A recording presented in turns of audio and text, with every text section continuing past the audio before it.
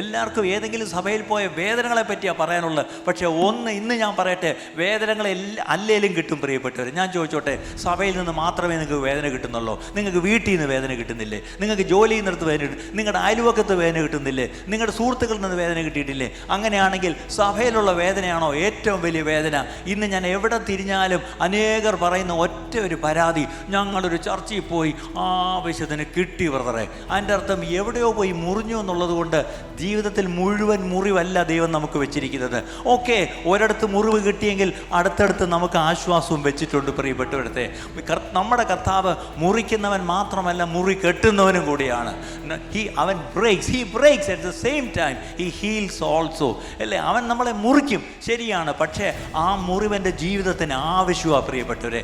അതെന്നെ അവൻ മുറിച്ചത് നല്ലോണം ഓർക്കണം. മക്കളെങ്കിൽ ശാസനകൾ സ്നേഹത്തിൻ പ്രകാശനങ്ങൾ. അതുകൊണ്ട് തിരുക്കരങ്ങൾ തരുന്ന നല്ല ശിക്ഷയിൽ ഞാൻ പതറുകയില്ല, അല്ലേ?